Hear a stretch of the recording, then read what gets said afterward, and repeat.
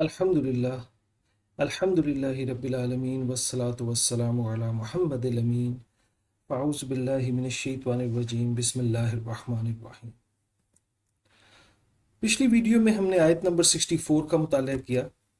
आयत नंबर 63 और 64 में उस वाक़े का जिक्र किया गया जब पहाड़ को उनके ऊपर बुलंद किया गया और उनको तौरात दी गई, और ये बताया गया कि बाद में उन्होंने उन तौरात के अहकामात का जो मुआहदा किया था, उन पर अमल करने का जो मुआहदा किया था, जो वादा किया था, उससे वो फिर गए।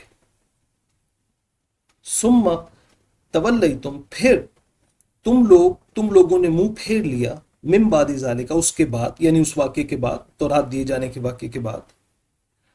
फलौला फज़लुल्लाह, बस अगर ना होता अल्लाह का फजल, अलैकुम, तुम पर, व रहमतुहु, और उसकी रहमत, लकुंतुम, तो हो जाते तुम, मिनल खासिरीन, नुकसान उठाने वालों में से।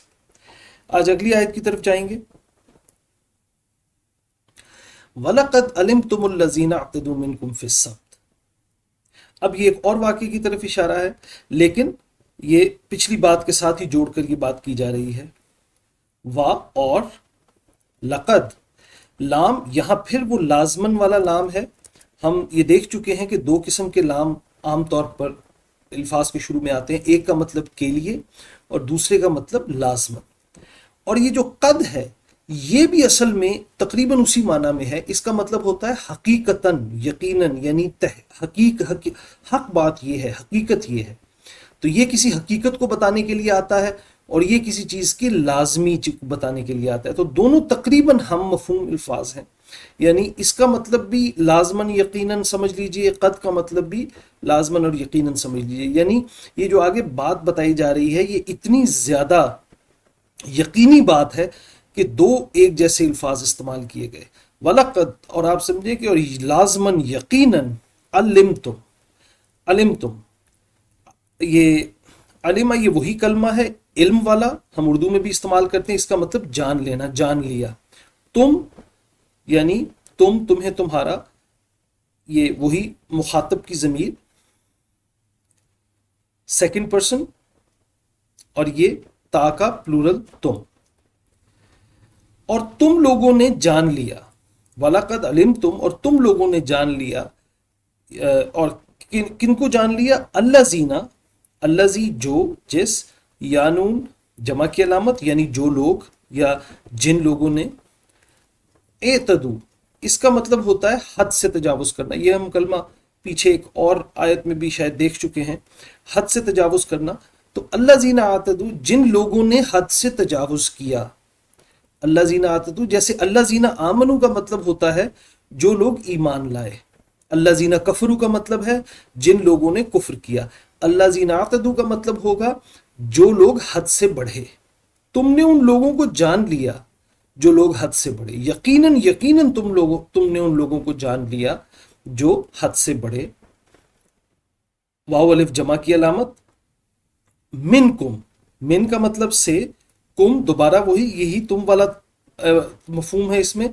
तुम, तुम्हें, तुम्हारा, तुम में से, यानी मिनकुम, तुम्हारे में से, तुम लोगों में से, यानी तुमने उन लोगों को जान लिया जो तुम में से हद से बढ़े। यानी तुम्हारे लोगों में से, तुम में से जो लोग हद से बढ़े, तुमने उन्हें जान लिया, तुम उन्हें जान गए। फिस सब्त, फी का मतलब में, और सब्त अलिफ लाम खास करने के लिए, यानी बोलने और सुनने वाले को पता है कि किस सब्त की बात हो रही है। और सब्त कहते हैं हफ्ते के दिन को। जैसे ये हमारे 7 दिन होते हैं हफ्ते के, पीर, मंगल, बुध, जुमेरात, इसी तरह हर एक का अपना नाम है। सब्त का लफ्ज जो है वो हफ्ते के दिन के लिए है, यानी ये जो हमारा आखिरी जुम्मे के बाद वाला दिन होता है। तो फिर सब्त के मामले में, यानी जो लोग सब्त के मामले में, हफ्ते के दिन के मामले में हद से बढ़ गए, तुम उनको जानते हो। रवा तर्जमे में देख लीजिए, और तुम लोग यकीनन हफ्ते के मामले में हद से गुजर जाने वालों को जानते ही हो। यहां पे थोड़ी सी तफसील आगे बढ़ने से पहले सुन लीजिए। हफ्ते का जो दिन था जिसको हम सब्त कहते हैं, ये बड़ा मशहूर है, उर्दू में भी हम इसके लिए सब्त का ही लफ्ज़ इस्तेमाल करते हैं जब इस ख़ास ہفتے کے دن کی طرف اشارہ ہو. یہ وہ دن تھا جو یہودیوں کے لیے عبادت کے لیے، اجتماعی عبادت کے لیے خاص تھا. جیسے مسلمانوں میں ہم جانتے ہیں کہ جمعے کا دن جو ہے وہ اجتماع کے لیے، یہ جمعے کا لفظ بھی اجتماع سے ہی نکلا ہے، یعنی جمع ہونے سے. تو یہ جو دن ہے اس میں مسلمان ویسے تو روزانہ دن میں 5 دفعہ نماز پڑھتے ہیں، لیکن اس دن دوپہر کے وقت ہمیں یہ حکم دیا گیا ہے کہ ہم سارے جمع ہو کر اکٹھے ایک تو اپنے امام کا خطبہ سنیں اور پھر اس کے بعد نماز ادا کریں. تو یہ دراصل ایک اجتماعی عبادت کے لیے، جس طرح جمعے کا دن ہے اسی طرح بنی اسرائیل کے لیے ہفتے کا دن تھا. ایک رائے یہ بھی ہے جس کے بارے میں زیادہ ثبوت موجود نہیں، لیکن ایک رائے یہ بھی ہے کہ اصلاً بنی اسرائیل کے لیے بھی جمعے ہی کا دن تھا، لیکن انہوں نے اس کو ایک دن آگے کر دیا. بہرحال اللہ تعالیٰ قرآن مجید میں ہفتے کے دن کا ہی ذکر کرتے ہیں. تو اس دن میں ان کے اوپر کچھ اضافی پابندیاں تھیں جو مسلمانوں پر جمعے کے دن کے لیے نہیں ہیں. مطلب ہم جمعے کے دن کام بھی کر سکتے ہیں، کاروبار بھی کر سکتے ہیں، نوکری پر جا سکتے ہیں، اپنا دوسرے گھر کے باہر کے ہر چیز کر سکتے ہیں، ہم ایک عام دن کی طرح گزارتے ہیں. بس یہ ہے کہ وہ جو وقت ہے اجتماع کا اس میں ہم جمع ہوتے ہیں. جبکہ بنی اسرائیل کے لیے، اہل یہود کے لیے یہ خاص حکم تھا کہ اس دن وہ صرف عبادت کریں گے، اجتماع کریں گے، وہ کوئی کام نہیں کر سکتے. بہت ساری پابندیاں ہیں لیکن میں 2-4 کا ذکر کر دیتا ہوں. مثلا نہ گھر کا کوئی کام، نہ باہر کا کوئی کام، پیشہ ور جس سے روزگار کمایا جا سکے، شکار نہیں کر سکتے. تو اس طرح کی ان کے اوپر پابندیاں تھیں. اور یہ دن ان کے لیے یہ پابندیاں زائد اس لیے تھیں کہ یہ دن ان کو وہ یاد دلانے کے لیے تھا کہ جب ان کو فرعون سے نجات دی گئی تھی. تو خاص طور پر اتنی بڑی مدد جب اللہ تعالیٰ نے پوری ایک قوم کی تو اس کی یاد کو قائم رکھنے کے لیے اللہ تعالیٰ نے ان کو اس دن خاص عبادت کرنے کا اور ہر قسم کا کام چھوڑ دینے کا حکم دیا، تاکہ یہ یاد ان کی نسلوں سے غافل نہ ہو. ہر ہفتے وہ اس چیز کو یاد کریں کہ کس طرح اللہ تعالیٰ نے فرعون سے ان کی جان چھڑائی تھی اور ان کو فلسطین میں آباد کیا تھا. تو اس کی یاد قائم رکھنے کے لیے ہر ہفتے وہ اپنے اجتماعی عبادت کے دن میں باقی سارے کام چھوڑ کر صرف اپنے آپ کو اللہ تعالیٰ کی عبادت میں مشغول رکھتے تھے. تو ایک طرح کی اعتکاف کی سی کیفیت، لیکن بہرحال وہ آ جا تو سکتے تھے، مسجد میں رہنا ضروری نہیں تھا، لیکن بہرحال ان کی کیفیت اسی طرح کی تھی. وَلَقَدْ عَلِمْتُمُ الَّذِينَ اعْتَدُوا مِنْكُمْ فِي السَّبْتِ، اور یقیناً تم جانتے ہو ان لوگوں کو جنہوں نے سبت کے معاملے میں حد سے تجاوز کیا. یعنی یہ کچھ گروہ تھا، اس کا آگے بھی ذکر آئے گا. یعنی یہ گروہ سمندر کے کنارے رہتے تھے یہ لوگ اور مچھلیاں پکڑتے تھے، اور ہفتے کے دن، یہ بڑی مشہور روایت ہے، اور ہفتے کے دن چونکہ کام کرنا، شکار کرنا منع تھا، تو یہ لوگ کیا کرتے تھے کہ یہ جمعے والے دن جال پھینک دیتے تھے تاکہ ہفتے والے دن مچھلیاں چونکہ زیادہ آتی تھیں تو وہ اس میں پھنس جائیں، اور پھر یہ اتوار کو جا کر وہ مچھلیاں لے لیتے تھے. تو اس طرح کا آپ جانتے ہی ہیں، ہم سب جانتے ہیں کہ ہم لوگ دین کے معاملے میں اس طرح کے ہیلے اور بہانے اور لوپ ہولز کریٹ کر دیتے ہیں. یعنی وہ دعویٰ یہی کرتے تھے کہ جی ہم نے ہفتے کے دن تو شکار نہیں کیا، لیکن ہفتے کے دن کی مچھلیوں کو پکڑنے کے لیے ایک دن پہلے وہ جال بچھا دیا کرتے تھے.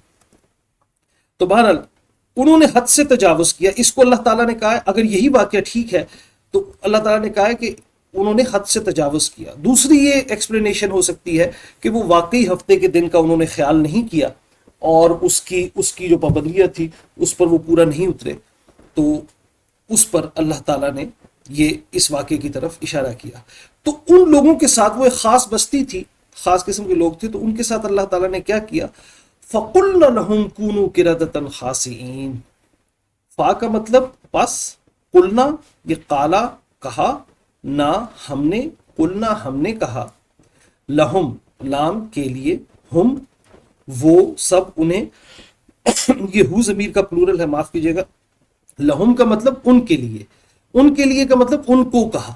فقلنا اور ہم نے کہا، لہم ان کو، کونو ہو جاؤ، بن جاؤ.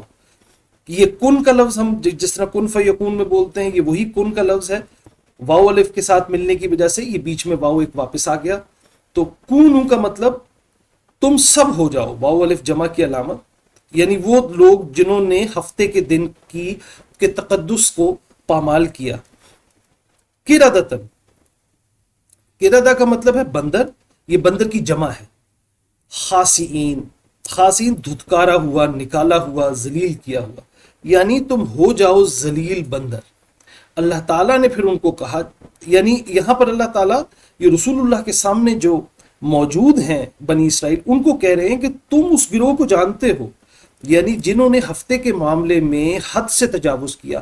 اب حد سے تجاوز کیا تھا؟ یا انہوں نے پوری اس کے تقدس کو پامال کر دیا، یا کوئی ہیلا بہانہ تلاش کیا، جس طرح میں نے آپ کو مثال دی. بہرحال تم ان لوگوں کو جانتے ہو، ان کو کہا جا رہا ہے.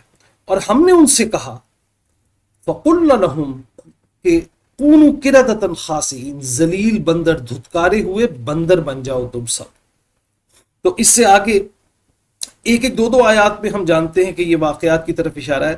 تو اس سے اگلی آیت میں بھی اس سے آگے کی کنٹینویشن ہے انشاءاللہ تعالی، اس کو ہم کل دیکھیں گے. وآخر الدعوانا ان الحمد للہ رب العالمین.